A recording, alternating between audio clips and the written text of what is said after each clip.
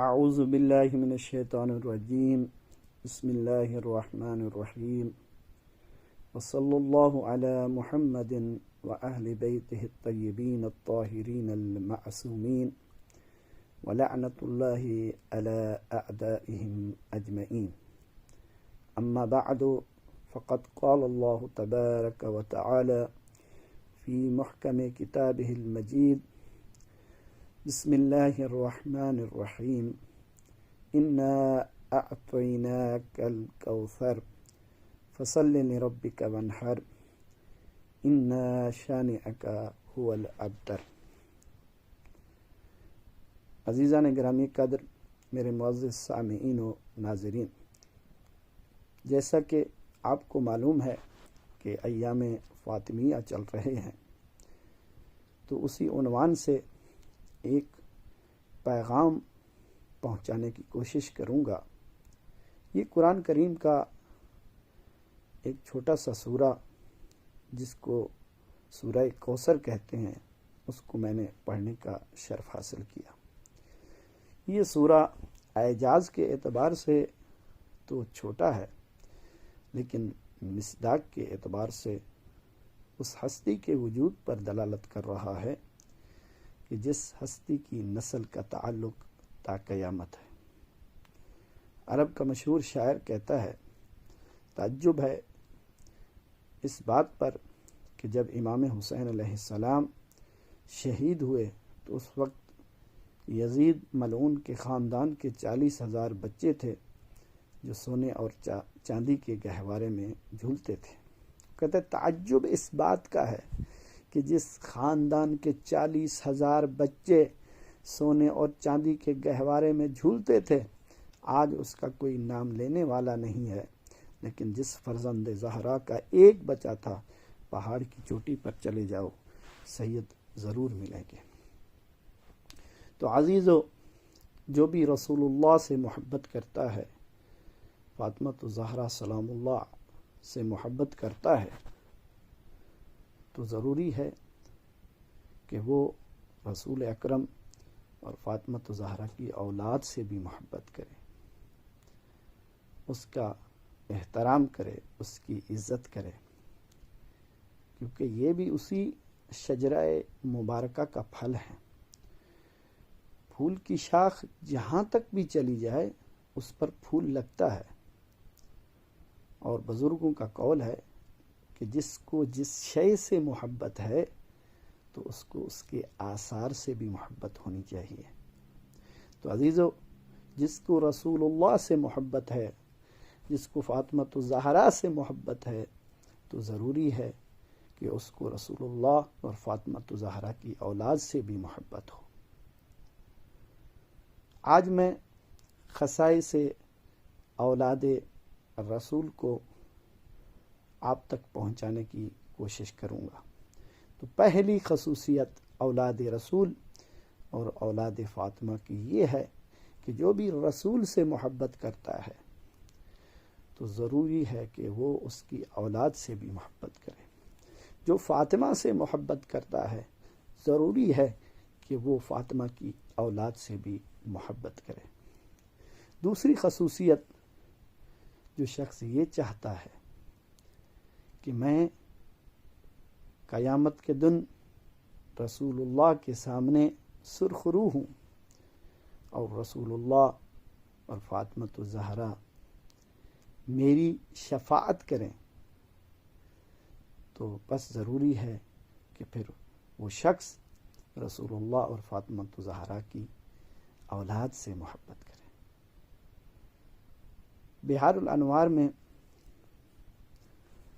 رسول خدا صلی اللہ علیہ وآلہ وسلم کا فرمان علامہ مجلسی نقل کرتے ہیں کہ رسول خدا فرماتے ہیں کہ میں 4 قسم کے لوگوں کی قیامت کے دن شفاعت کروں گا۔ پہلا گروہ وہ کہ جو میری اولاد سے محبت کرتا ہے، میں قیامت کے دن اس کی شفاعت کروں گا۔ فرمایا دوسرا گروہ وہ کہ جو میری اولاد کا احترام کرتا ہے، عزت کرتا ہے، قیامت کے دن میں اس کی شفاعت کروں گا۔ اور تیسرا گروہ کہ وہ جو میری اولاد کی مدد کرتا ہے، دام میں، درہم میں، سخن میں میری اولاد کی مدد کرتا ہے، قیامت کے دن میں اس کی شفاعت کروں گا۔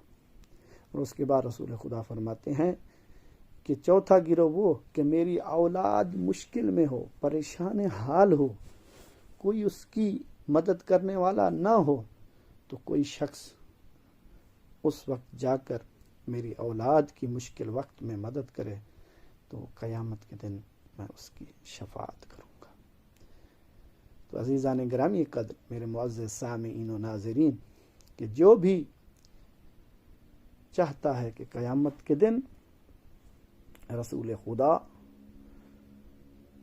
ہماری شفاعت کریں، تو بس ضروری ہے کہ وہ رسول اللہ اور فاطمہ زہرا کی اولاد کا احترام کرے، عزت کرے، اس کی مدد کرے۔ تو قیامت کے دن جس طرح رسول خدا شفاعت کریں گے، اسی طرح فاطمہ زہرا سلام اللہ علیہا بھی شفاعت کریں گے۔ ابن عباس سے روایت ہے کہ ہاتف غیبی کی آواز آئی، اے میری کنیز کیا کوئی حاجت ہے؟ بی بی فرمائے گی یا رب شیعتی، میرے شیعہ۔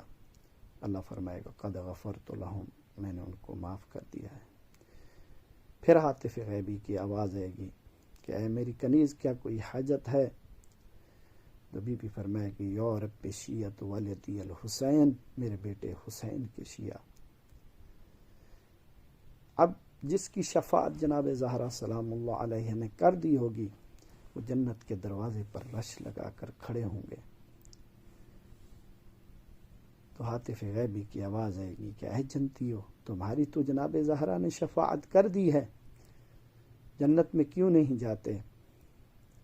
تو اس وقت یہ جنتی کہیں گے پروردگار، ہم تو جنت میں چلے جائیں گے، لیکن جو ہم سے محبت کرتے ہیں وہ ہمیں دیکھ رہے ہیں۔ تو اس وقت ہاتف غیبی کی آواز آئے گی یا احبائی من احبکم بحب فاطمہ، من سقاکم بحب فاطمہ، من اطعمکم بحب فاطمہ، من کساکم بحب فاطمہ، جس نے تجھے فاطمہ کی محبت میں کھانا کھلایا، جس نے تجھے فاطمہ کی محبت میں لباس پہنایا، جس نے فاطمہ کی محبت میں تجھے پانی پلایا، تم اس کو اپنے ہاتھ سے پکڑو اور جنت میں لے جاؤ۔ امام فرماتے ہیں لا یبق من الناس الا کافر والشاک والمنافق والمشرک، کہ تمام کے تمام لوگ جنت میں چلے جائیں گے، لیکن کافر، منافق اور شک کرنے والا اور مشرک کبھی جنت میں نہیں جائے گا۔ تو عزیزو،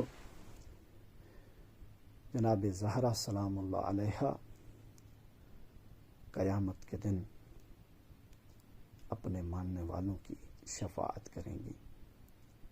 تیسری خصوصیات اولاد رسول کی یہ ہے کہ خالق کائنات نے اپنے حبیب سے یہ وعدہ کیا تھا کہ اے میرا حبیب، تیری نسل تا قیامت باقی رہے گی، یہ میرا تم سے وعدہ ہے۔ یہی وجہ ہے کہ جب جناب رسول خدا اپنے بیٹے عبداللہ کو دفن کر کے آ رہے تھے، تو عاص بن وائل اپنے بیٹے سے کہتا ہے کہ اب اس رسول کی نسل ختم ہو گئی ہے، اب یہ ابتر ہو گیا ہے۔ جیسے ہی اس نے رسول خدا کو یہ کہا تو وہ اس وقت اللہ کے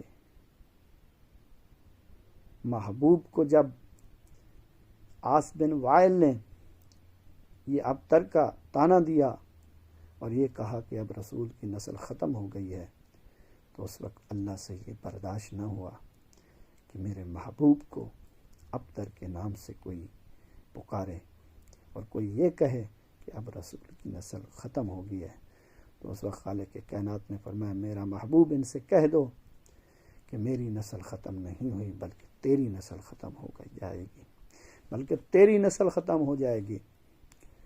اور تاریخ گواہ ہے کہ ابو جہل کی نسل ختم ہو گئی، ابو لہب کی نسل ختم ہو گئی، عاص بن وائل کی نسل ختم ہو گئی۔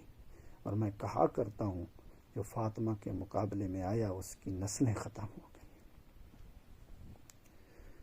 تاریخ میں یہ واقعہ موجود ہے، میں پورا مباحلہ نہیں پڑھنا چاہتا، بس ایک نقطے کی طرف لے جانا ضروری سمجھتا ہوں کہ جب 40 دن تک نصارہ نجران رسول خدا کے ساتھ بحث کرتے رہے اور رسول خدا سمجھاتے رہے کہ حضرت عیسیٰ معاذ اللہ اللہ کا بیٹا نہیں ہے، لیکن 40 دن تک ان لوگوں کو سمجھ نہیں آئی، تو اس وقت رسول خدا پر وحی نازل ہوئی کہ اے میرا حبیب ان سے کہہ دو کہ مباحلہ کریں۔ رسول خدا نے فرمایا کہ تم مباحلہ کے لیے تیار ہو جاؤ، تو انہوں نے مباحلہ پر رضامندی اختیار کی۔ تو اس وقت رسول خدا اپنے اہل بیت کو لے کر چلے۔ اب سوال یہ ہے کہ جو 40 دن تک رسول خدا کے ساتھ بحث کرتے رہے وہ مباحلہ پر راضی کیوں ہوئے؟ شاید ان عیسائیوں نے، نصارہ نجران نے یہ سمجھا کہ جو رسول کے ساتھ بیٹھتے ہیں مباحلہ کے میدان میں ان کو لے آئیں گے اور ہم مباحلہ جیت جائیں گے، کیونکہ ان میں اتنی پاور نہیں ہے، یہ اتنے عالم نہیں ہیں، اور جب ان کو لے آئیں گے تو ہم مباحلہ جیت جائیں گے۔ لیکن ان کو یہ پتہ نہیں، وہ رسول جو بغیر وحی کے تکلم نہیں فرماتا، ان کو یہ پتہ نہیں ہے کس کو لے جانا ہے، انہو کو لے کر جانا ہے یا علیہ السلام کو لے کر جانا ہے۔ انہو اور علیہ السلام میں بڑا فرق ہے۔ انہو وہ ہوتے ہیں جو آیت کے انتظار میں ہوتے ہیں کہ آیت نازل ہو تب عمل کریں، اور علیہ السلام وہ ہیں جو عمل کرتے ہیں اور آیت بنتی ہے۔ تو رسول خدا